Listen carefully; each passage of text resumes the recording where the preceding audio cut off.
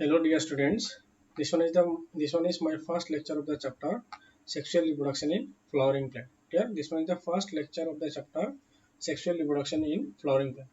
So in this chapter we will discuss about the different events which are occurs during the time of sexual reproduction in flowering plant or the event related to the sexual reproduction of flowering plants. Clear? So what are the events? So we will start from the very beginning. The first one is the before going to the main topic of the sexual reproduction of flowering plant. First we have to know the angiosperm. So what is angiosperm? Those plants have flower. Simple thing. What is simple thing? Those plants have flower and closed seed are known as angiosperm. Yeah. So what is angiosperm? Those plants have flower means flowering plant with closed seed is known as angiosperm. तो उसके पूरा opposite अगर देखो हम लोगों को क्या पता है जिम्नोस्पर्म जिम्नोस्पर्म क्या था non flowering plant with naked seed जिसको हम लोग बोलते हैं जिम्नोस्पर्म बट एंजियोस्पर्म क्या है flowering plant but their seed is closed ठीक है which is known as that particular plant is known as angiosperm ठीक है अभी यहाँ पे अगर देखो ये जो चैप्टर का नाम क्या है देखो sexual reproduction in flowering plant तो यहाँ पे अगर देखो which one is the reproductive unit of flowering plant अगर देखो flower is the reproductive structure ठीक है flower is the reproductive structure in case of flowering plant and ये फ्लावर कहाँ से डेवलप होता है flower is actually the modified shoot clear यहाँ पे देखो सेकंड पॉइंट में मैंने लिखा है देखो flower is the modified shoot which have variety of shape color या फिर odor या फिर scents ठीक है तो ये हो गया flower is what is flower is actually the modified part of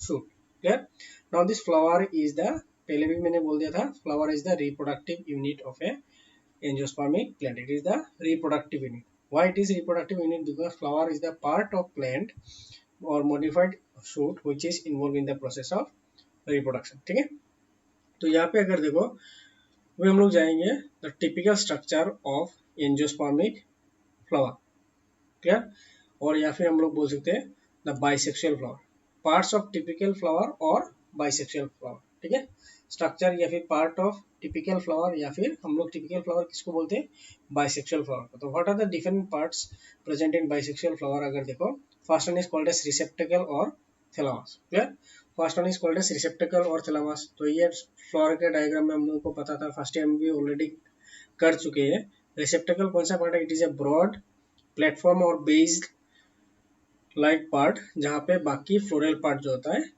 connected होता है तो this one is the receptacle और thalamus then it is followed by sepal or calyx sepal or calyx it is a green small leaf like structure which used to protect the other floral part then followed by petal or corolla it is the bright leathery showy part of the flower which used to attract the pollinating agents ठीक है तो pollinating agent को attract करने का मतलब क्या है it helps जब पोलिनेटिंग एजेंट अट्रैक्ट होगा towards the flower along with this pollinating agent pollen grain may be transferred from one flower to the another flower yeah so this one is the purpose and then next one is the stamen or male gametophyte या फिर androecium stamen is the male gametophyte that means it is the male reproductive organ क्या simple क्या है स्टेमन क्या है स्टेमन is the male reproductive organ या फिर mail gametophyte भी बोल सकते हैं या फिर क्या बोल सकते हैं androecium clear and the last part is called as gynoecium और कार्पेल क्लियर गाइनोसियम और carpel it is the female reproductive unit और रिप्रोडक्टिव ऑर्गन ठीक है तो ये हो गया different parts of bisexual flower और टिपिकल एंजियोस्पर्मिक फ्लावर नाउ इसमें से अगर देखो ये जो thalamus then sepal and petal these three are secondary reproductive organ or accessory reproductive organ ठीक है क्या क्या है देखो थैलामस और receptacle then sepal and petal ये जो तीन पार्ट है these three parts are actually known as secondary reproductive organ why because they are not directly involved in the process of reproduction but they help in the process of reproduction that is why they are called as secondary reproductive structure clear on the other end stamen and on the other hand स्टेमन and carpel को अगर देखो, these are the primary reproductive organ because this stamen and carpel, that means androecium and gynoecium is directly involved in the process of reproduction. तो ये हो गया हम लोग का different parts of typical angiospermic flower. समझ में आ गया? तो ये हो गया different parts of typical angiospermic flower. ठीक है, तो ये हो गया पार्ट. नाउ हम लोग जाएंगे the diagram of the flower. तो यहाँ पे अगर देखो, this part is the receptacle. Clear? This part is the receptacle. समझ में आ रहा है? तो ये रिसेप्टेकल क्या है? It is the broad base like structure जहाँ पे बाकी फ्लोरल पार्ट जो है, all this floral part is present over the receptacle. ठीक है. After receptacle next part is the sepal. Sepal और उसका और एक नाम क्या था? कैलिक्स. यहाँ पे देखो, ये दोनों तरफ देखो green leaf like structure is present which is called as sepal. Then sepal is followed by the petal. यहाँ पे देखो ये जो ब्राइट कलर्ड जो showy part है, this one is called as petal or corolla, and then followed by the gynoecium. Gynoecium means the carpel. This gynoecium consists of 3 part. क्या क्या part है देखो. First part is called stigma. यहाँ पे देखो gynoecium के ऊपर के तरफ एक ब्रॉड प्लेटफॉर्म लाइक स्ट्रक्चर है which is called as क्या? स्टिग्मा. देन उसके बाद this stigma is followed bye A slender tube like structure which is called as style. First हो गया, first part of the gynoecium is stigma. Second part is the style. It is a long tubular part, and then the broad base part of gynoecium is called ovary. ठीक है, ये जो नीचे का जो broad base part है, this one is called as ovary. So that means gynoecium consists of 3 part. What are the 3 part? Stigma, style and ovary. Now the last part of the flower is the androecium. Androecium means स्टेमन और male reproductive structure. और ये जो androecium जो है, androecium consist of 2 part. There is a pouch like structure is present which is called as anther, and this anther is hold by a long slender filamentous structure which is called as filament. तो ये जो long slender filamentous structure दिखाई दे रहा है, this one is called as filament. तो these are the different parts of bisexual flower. तो अभी इसमें से तुम लोगों को क्या करना होगा, ये जो different part of bisexual flower, एक तो उसको याद करना होगा. At the same time you have to remember all the parts of bisexual flower along with the diagram, because कभी कभी बोर्ड एग्जाम में या फिर एंट्रेंस में भी कभी कभी ये क्वेश्चन आ सकता है. बोर्ड एग्जाम में कैसे आएगा? Draw the labelled diagram of bisexual flower. तब हम लोग को क्या करना होगा, ये जो पूरा जितना भी फ्लोरल पार्ट है उसको हम लोग को अच्छे से ड्रॉ करके उसको लेवलिंग करना होगा. तो for this type of question mark हो सकता है 2 मार्क क्या, 2 मार्क के लिए क्वेश्चन आ सकता है, ये डायग्राम बेस्ड क्वेश्चन आ सकता है. ठीक है, तो that is why this diagram is very important. ठीक है, ये बहुत बार ऑलरेडी आ चुका है इन एग्जाम्स. ठीक है, तो ये हो गया स्ट्रक्चर ऑफ बाइसेक्सुअल फ्लावर. अभी चलते हैं, the first reproductive part of flower is the stamen और male reproductive organ. ठीक है, stamen और male reproductive organ, और एक नाम क्या था? एंड्रोसियम. ठीक है, तो what are the different part present in the stamen और male reproductive organ? अगर देखो, it is the male reproductive organ or it is also called as microsporophyll. ठीक है, stamen क्या है? It is the male reproductive organ और microsporophyll. ये जो stamen जो है, पहले भी डायग्राम में मैंने ऑलरेडी डिस्कस कर लिया था. स्टेमेन का कितना पार्ट है? Stamen consist of 2 parts. One is called as anther, another one is called as filament. ठीक है, तो यहाँ पे देखो सेकंड पॉइंट में लिखा है stamen consist of 2 parts, one is anther and second one is filament.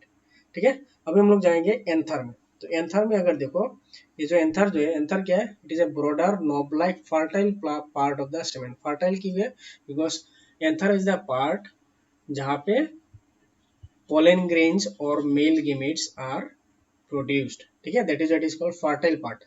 ठीक है, समझ में आ रहा है? तो what is anther?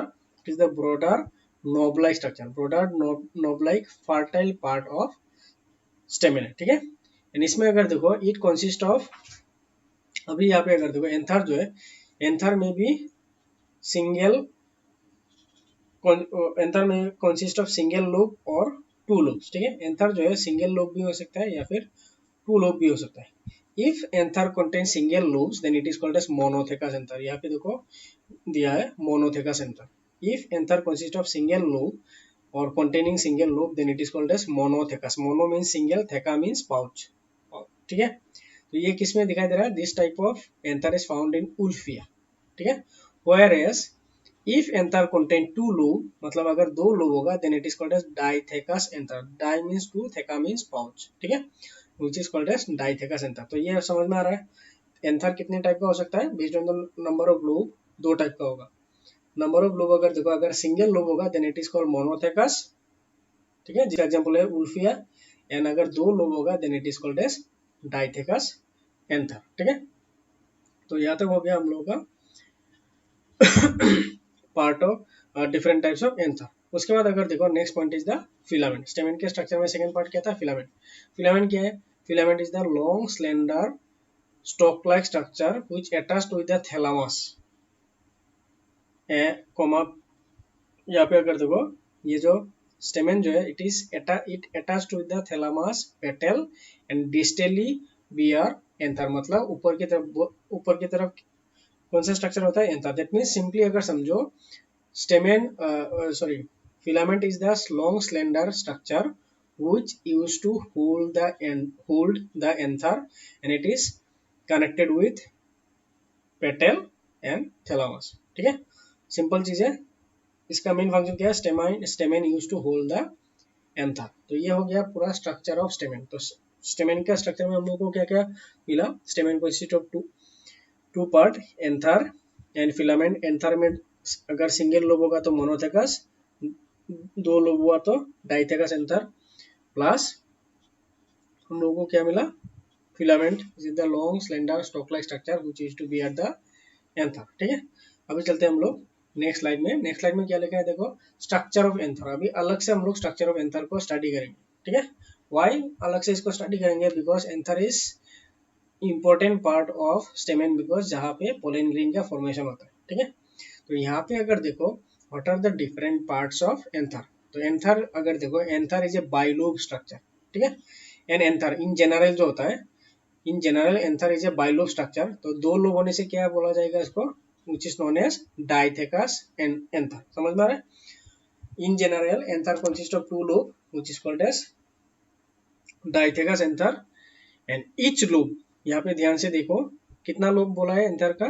दो लोब है. तो यहाँ पे अगर स्ट्रक्चर देखो, this one is one lobe and this one is the another lobe. दो दिखाई दे रहा है. ठीक है, and each lobe contain two pollen sac और माइक्रोस्पोरेंजिया. ठीक है, एक लोब में दो माइक्रोस्पोरेंजिया है. तो एंथर का नेचर क्या? डाइथेकस. डाइथेकस मींस टू लोब.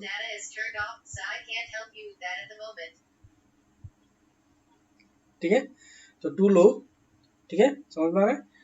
तो एक लोब में कितना माइक्रोस्पोरेंजिया या फिर पोलन सेक है? दो है. तो दोनों मिला के कितना हुआ? Total 4 microsporangia is present. That is why Dithecus anther is called as tetrasporangiate structure. समझ में आ गया? फिर से मैं रिपीट करूंगा. In general anther consist of how many lobes? 2 lobe. दो लोब है. Each lobe contain 2 pollen sac या फिर माइक्रोस्पोरेंजिया. मतलब एक लोब के अंदर 2 माइक्रोस्पोरेंजिया है या फिर पोलन सैक है. तो दोनों लोब मिला के कितना हुआ? Total 4 microsporangia. That is why अगर एंथर डाइथेकस हुआ तो it consist of 4 microsporangia. That is why it is called as tetrasporangiate structure. Dithecus anther is tetrasporangiate structure. समझ में आ गया? Why it is called as tetrasporangiate structure? तो इसको लेके बहुत बार एंट्रेंस में कुछ क्वेश्चंस आ चुका है या फिर बोर्ड एग्जाम में भी एज ए शॉर्ट क्वेश्चन दे सकता है. How many pollen sac or microsporangia is present in Dithecus anther? It is the 4 microsporangia is present. That is why it is called as 4 का मतलब क्या? Tetrasporangiate structure. तो ये हो गया फर्स्ट पॉइंट. सेकंड पॉइंट में लिखा है, क्या लिखा है देखो? 2 एंथर लोब. दो जो एंथर लोब है, these are separated anteriorly by a group. यहाँ पे अगर डायग्राम में देखो, यहाँ पे एक ग्रुप दिखा है. ग्रुप मतलब एक केविटी लाइक स्ट्रक्चर है. तो anteriorly it is separated by A group, but posteriorly अगर यहाँ पे देखो, ये जो डायग्राम है यहाँ पे देखो एक बल्जिंग पार्ट दिखाई दे रहा है. तो posteriorly they are connected.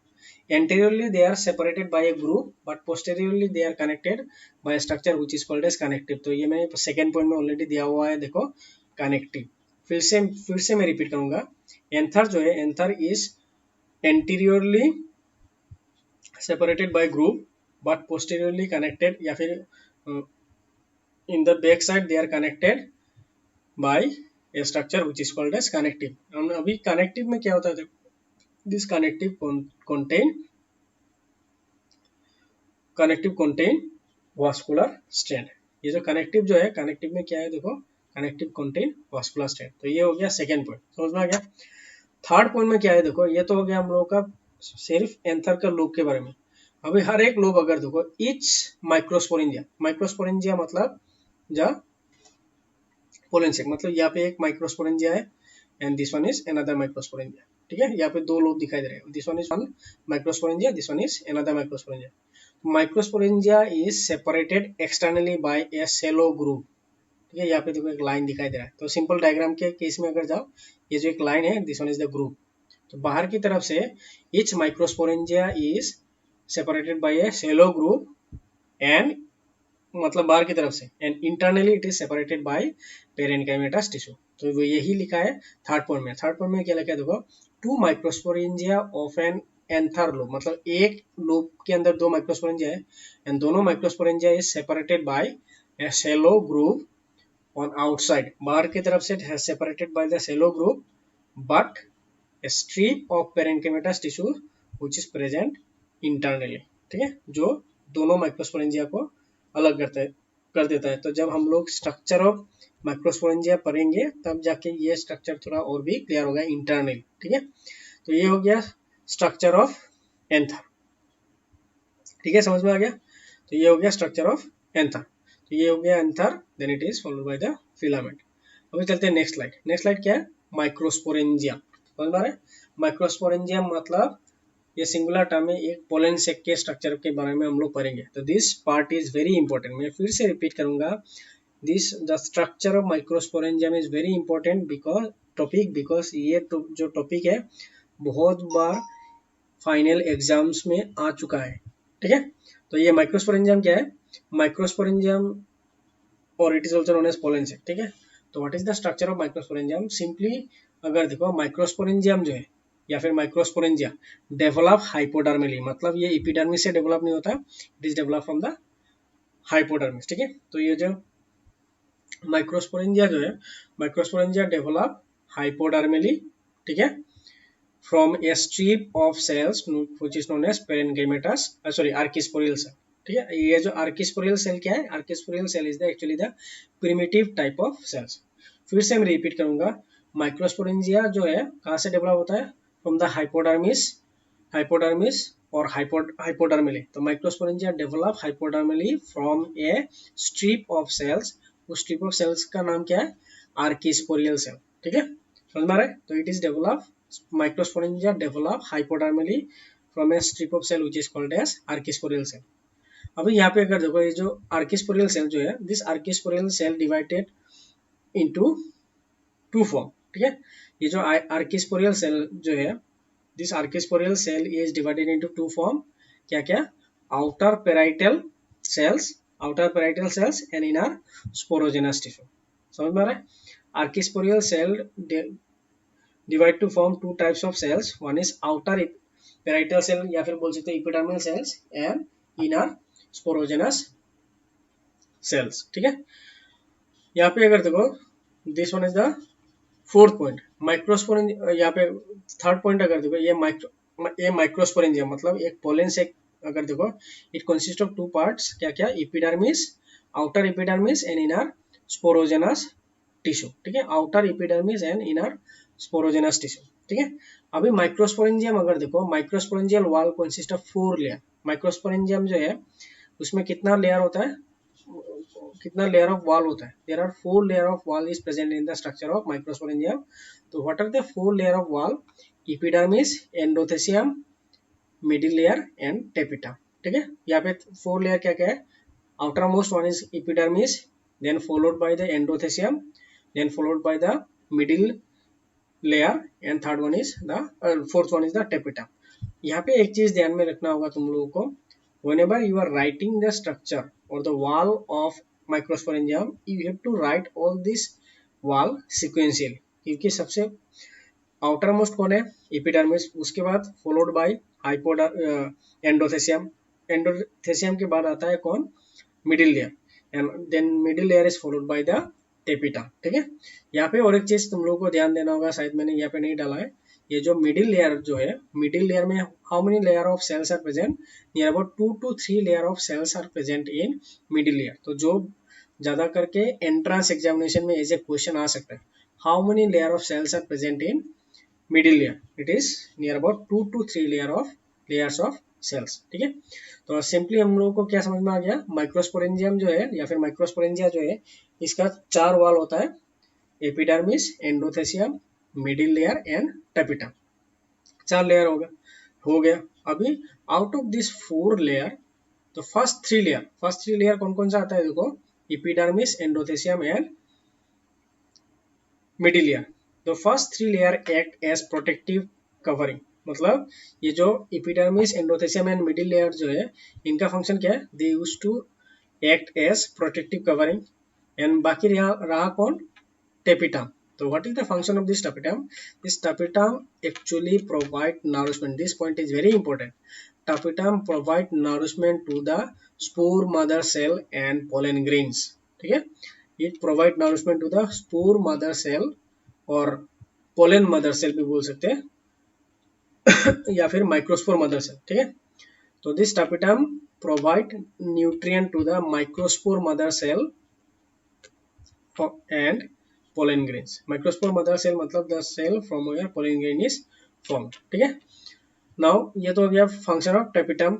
Inner sporogenous cell जो है, this inner sporogenous cells divide meiotically. यहाँ पे किस टाइप का डिवीजन होता है, this inner sporogenous cell divide meiotically, ये भी एंट्रेंस एग्जाम में कभी कभी आ सकता है। Sporogenous cells divide by which type of cell division. ठीक है, this sporogenous cell divide meiotically, that means by the process of meiosis and develop into microspore mother cell। ये जो स्पोरोजेनस सेल जो है, यही मियोटिकली डिवाइड हो गया microspore mother cell form करेगा। तो ये हो गया स्ट्रक्चर ऑफ माइक्रोस्पोरेंजियम। तो अभी हम लोग जाएंगे द डायग्राम।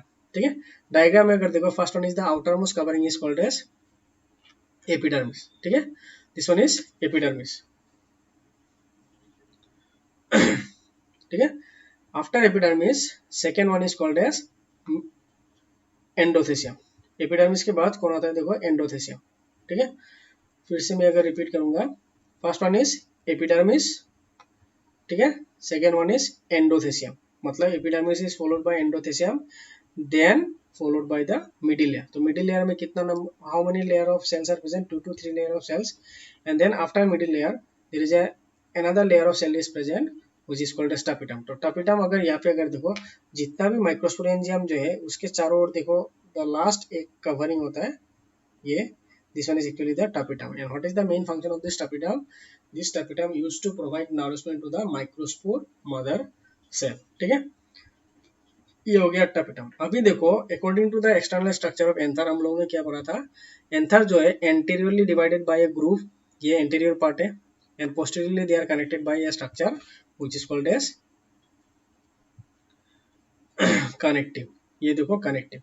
ठीक है, anteriorly divided by groove, posteriorly connected by a structure which is called as connective। and connective में क्या होता है देखो, यहाँ पे कौन सा स्ट्रक्चर है, vascular strand is present in the connective। ठीक है, on the other hand side में अगर देखो, there is a structure is present which is called as stomium। Stomium जो है, ये भी इंपॉर्टेंट पॉइंट है, तुम लोग अच्छे से सुन लो। स्टोमियम क्या है, stomium is generally known as line of dehiscence. Line of dehiscence simply मैं बोल रहा हूँ क्या है, what is stomium, stomium is generally known as line of dehiscence. Why it is called as line of dehiscence, because during the time, dehiscence का मतलब क्या है, लिबरेशन ऑफ पोलन ग्रेन। तो when a particular anther is mature, plus anther के अंदर जो pollen grain mature हो जाता है, तो ये जो स्टोमियम पार्ट है, स्टोमियम पार्ट में ब्रेक होता है, and through this break the pollen grains are released outside the anther. ठीक है, तो that is why stomium is known as line of dehiscence. हो गया। तो ये हो गया हम लोगों का स्ट्रक्चर ऑफ माइक्रोस्पोरेंजियम। तो मैं बार बार रिपीटेडली यही बोलूंगा तुम लोगों को, for board exam and also for the entrance examination, microsporangium के जो है, structure of microsporangium is very very important for your exams. तो स्ट्रक्चर को अलोंग विद देयर डायग्राम तुम लोगों को अच्छे से याद होना चाहिए। अगर एग्जाम में दे दिया draw the level diagram of microsporangium, 3 mark के लिए तुम लोगों को ड्रॉ करना पड़ेगा, या फिर ऐसा भी क्वेश्चन आ सकता है, describe the structure of microsporangium with suitable diagram. Suppose सोच लो कि 5 मार्क का क्वेश्चन हो गया या फिर 3 मार्क का भी हो सकता है, तब हम लोगों को पूरा स्ट्रक्चर एक्सप्लेन करना होगा, plus along with the diagram with proper और सुटेबल लेवलिंग हम लोगों को करना होगा। That is why microsporangium topic जो है, this one is very important. ठीक है, तो ये हो गया हम लोग का स्ट्रक्चर ऑफ माइक्रोस्पोरेंजियम। अभी नेक्स्ट चलते हैं हम लोग this function of tapetum, and this one is another more very very important topic of the microsporangium. ठीक है, तो क्या है द फंक्शन ऑफ टपिटम, ये भी बहुत इंपॉर्टेंट है क्योंकि this one is also very frequent question, जो है फ्रीक्वेंटली क्वेश्चन होता है इन बोर्ड एग्जाम्स। ठीक है, तो टपिटम का फंक्शन क्या है? फर्स्ट फंक्शन तो हम लोगों ने ऑलरेडी लेक्चर में कर लिया था, क्या था? टपिटम प्रोवाइड नाउरिशमेंट और nutrient to the microspore mother cell and pollen grains, ये हुआ फर्स्ट फंक्शन जो हम लोग सबको पता है। Second one is if the tapetum is glandular in nature. ठीक है, if the tapetum is glandular, then this glandular tapetum use to secrete sporopollenin. समझ में आ रहा है? दिस सेकेंड पॉइंट में लिखा है, देखो ग्लैंडुलर टपिटम जो है use to produce a lipid rich यूविच ग्रेन्यूल्स कॉन्टेनिंग। ठीक है, किस टाइप का सब्सटेंस है? If the tapetum is glandular, then the glandular tapetum use to secrete lipid rich UV granule, clear, lipid rich UV granules containing sporopollen, lipid rich UV granules containing sporopollen. And what is the function of this sporopollen? This sporopollen increases the thickness of exine. Exine क्या है?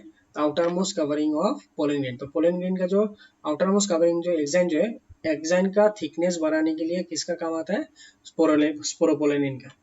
Plus इसमें से और एक चीज क्या है, ये जो कभी कभी क्वेश्चन में आ सकता है, why pollen grains are present as microfossil और why pollen grain is not degradable.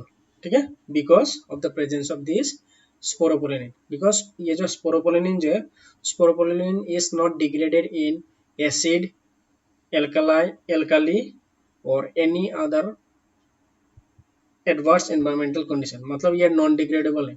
that is why pollen grain is always protected due to the presence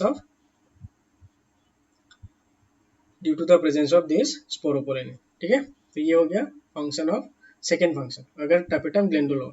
third case में क्या होता है? Tapetum use to secrete sticky substance. Third जो function है, tapetum use to secrete sticky substance, चिपचिपा एक substance release करता है, किस टाइप के फ्लावर में? Entomophilous flower. ठीक है, अभी यहाँ पे क्वेश्चन आ रहा है, what is the meaning of this entomophilous flower? The flower which is pollinated bye insects. तो स्टडी ऑफ इंसेक्ट को क्या बोला जाता है? एंटोमोलॉजी। तो अगर किसी भी फ्लावर का pollination with the help of insect होता है, then that particular type of flower is called as entomophilous flower. फिर से मैं रिपीट करूंगा, अगर कोई भी फ्लावर पोलिनेट होता है with the help of insect, then that particular flower is called as entomophilous flower. ठीक है, तो जो एंटोमोफिलस फ्लावर होता है, उस एंटोमोफिलस फ्लावर में फ्लावर का जो पोलन ग्रेन होता है, फिर से मैं रिपीट करूंगा, the pollen grain of entomophilous flower contain a sticky substance which is called as pollen kit। ये pollen kit कहाँ से आता है? This pollen kit is also secreted by the tapetum। ठीक है, एंटोमोफिलस फ्लावर का जो pollen grain होता है, pollen grain is sticky due to the presence of pollen kit, and this pollen kit is actually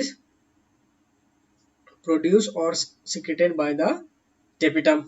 And what is the function of this pollen kit? Pollen kit क्या है? Sticky substance. तो यहाँ पे हम लोगों को समझना होगा what is the function of this pollen kit. तो पोलन किट का मेन जो फंक्शन है, इस पोलन किट की वजह से the pollen grain can easily attach with the pollinating agent, that means insect के बॉडी के साथ कभी भी जब भी कॉन्टेक्ट में आ जाएगा, they can easily stick to the body of और लेग्स ऑफ और या फिर wings of pollinating agent, that means insect. तो with the help of this sticky nature, ये जो पोलन ग्रेन जो है एक फ्लावर से दूसरे फ्लावर में ट्रांसफर होगा with the help of insects. ठीक है, ये हुआ third function. And the last function is, ये जो टेपिटम जो है, tapetum also secrete an enzyme which is known as callase. ये जो केलेज एंजाइम जो है, what is the function of this callase? This callase enzyme used to degrade callose wall of pollen tetrad. मतलब एक pollen grain के अंदर जब 4 nuclear structure होता है which is called tetra structure, and all this structure is separated by callose wall. ये जो callose wall जो है, this callose wall is actually degraded by the callase enzyme, and this callase enzyme is actually secreted from the pollen kit. ठीक है, तो आज के लिए लेक्चर यही तक। तो हम लोगों ने क्या क्या पढ़ लिया? The structure of typical bisexual flower, then structure of parts of anther, structure of anther plus structure of microsporangia and the function of tapetum। तो आज ये जो फर्स्ट लेक्चर है, फर्स्ट लेक्चर में जितना भी टॉपिक मैंने अभी तुम लोगों को कराया है, all these topics are very important for your board exam as well as also for your entrance examination, means NEET examination। तो तुम लोगों को ध्यान से ये चैप्टर पढ़ना है, क्योंकि ये जो चैप्टर है sexual reproduction in flowering plant जो चैप्टर है, स्टूडेंट्स लोगों को कभी कभी बोर भी लगता है या फिर कभी कभी बहुत कंफ्यूजन क्रिएट हो जाता है स्टूडेंट के अंदर, क्योंकि बहुत सारा ऐसा टर्मिनोलॉजी यूज होगा जो कि समझने में अगर अच्छे से समझ में नहीं आए तो कंफ्यूजन क्रिएट हो सकता है। जैसे टर्म ले लो, माइक्रोस्पोरोफिल, मेल गेमेटोफाइट, माइक्रोस्पोरेंजिया। तो ये हर एक टर्म का क्या मतलब है, हर एक मतलब को तुम लोगों को अच्छे से समझना होगा। अगर ये समझ में नहीं आता है then you will face problem in this chapter, plus बहुत सारा कंफ्यूजन भी क्रिएट हो सकता है। तो जब ये इस चैप्टर का कोई भी लेक्चर में जब अपलोड करूंगा, तुम लोग एक काम करना, धीरे धीरे पढ़ना, समझ के पढ़ लेना। प्लस जब पढ़ोगे, अगर तुम लोग के पास डायग्राम है किसी भी बुक से, या फिर ये जो मेरा लेक्चर में जो डायग्राम है, डायग्राम को अच्छे से देख के या फिर ऑब्जर्व करके पढ़ लेना, ताकि तुम लोगों का कन्फ्यूजन जो है क्लियर हो सके। तब जाके तुम लोगों को लगेगा कि this chapter is quite interesting. Chapter is interesting but due to the different terminology most of the student is confused about this chapter. ठीक है, एंड देन द लास्ट जो रोज मैं बोलता हूँ, अगर ये वीडियो तुम लोगों को अच्छा लगता है then please subscribe the channel and bell icon को प्रेस करना, ताकि तुम लोगों को रेगुलर अपडेट्स मिले about my lectures। Thank you, be safe, stay at home।